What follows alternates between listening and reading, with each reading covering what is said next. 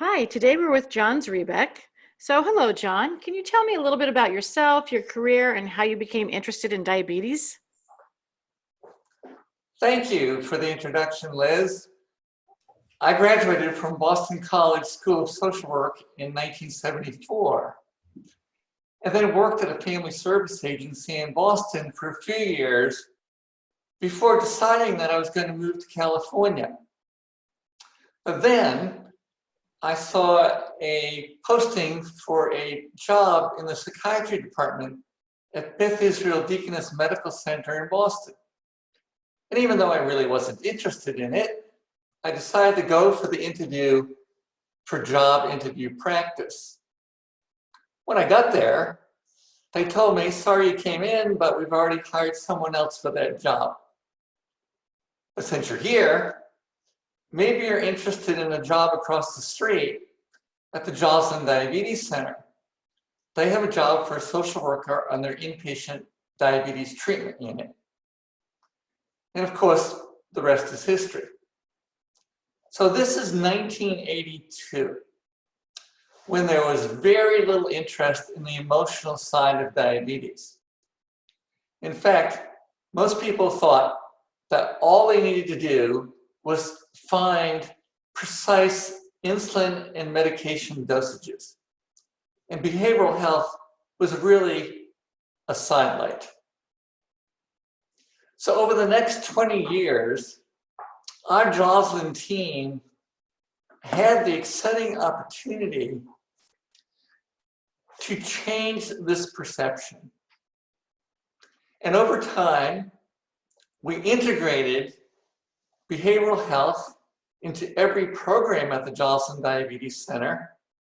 And of course, today, the emotional and behavioral side of diabetes is considered an important component just about everybody involved in diabetes care.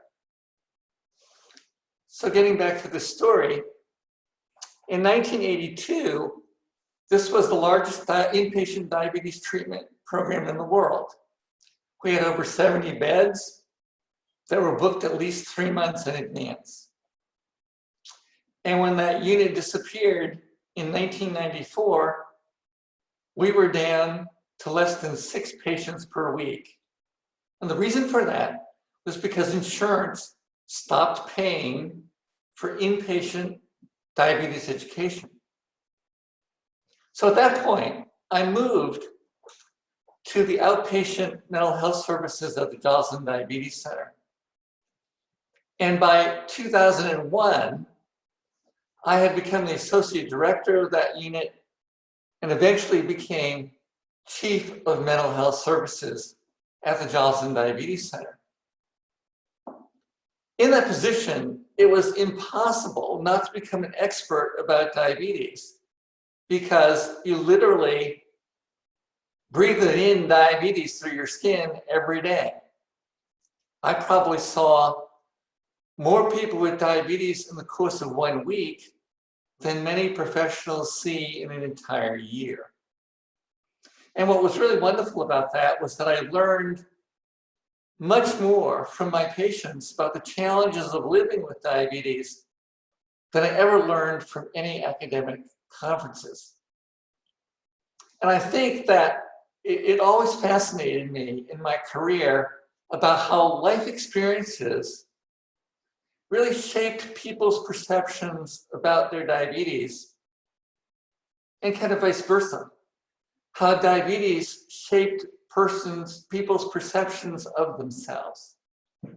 That's fascinating, John, the journey that you took from beginning your career to now.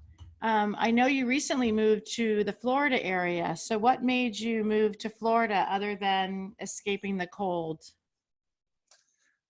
Well, Liz, you're right, that escaping the cold was one of the primary reasons. However, I really remain committed to the mission of the Joslin Diabetes Center and continue to be on their the global educational faculty at Joslin, as well as the faculty in the Department of Psychiatry at Harvard Medical School. And one of the reasons that I decided to move was I knew that I could keep my commitment at Joslin, and hopefully, as it turned out, I could keep my commitment with the LifeScan Diabetes Institute, which I obviously have been able to do. In addition to that, I've had the real opportunity once I got to Florida to join the faculty at the University of South Florida, where I can teach students about the psychological side of diabetes, and I've been able to help their staff with their research about diabetes, specifically diabetes and sleep. That's really interesting, John. And what drives you to continue helping people with diabetes? At this point in my career, my primary motivation is really to give back or share my years of clinical experience and skill. And that really involves two primary goals. The first is I want to share my clinical experience and expertise with other healthcare professionals in the United States and around the world to help them understand how to integrate the behavioral aspects of care into their everyday practice. And my second goal is to help people with diabetes and their family members understand how to deal constructively with all the challenges that diabetes brings, particularly how to keep up their motivation over the course of time. Because as we all know, diabetes wears people down, and one of the biggest behavioral challenges is how to do this day in and day out for the rest of one's life. Well, that's great. Well, thank you, John, for sharing with us today. And we encourage everyone to go to lifescandiabetesinstitute.com and listen to John's videos and webinars that we have posted. Thank you, Liz.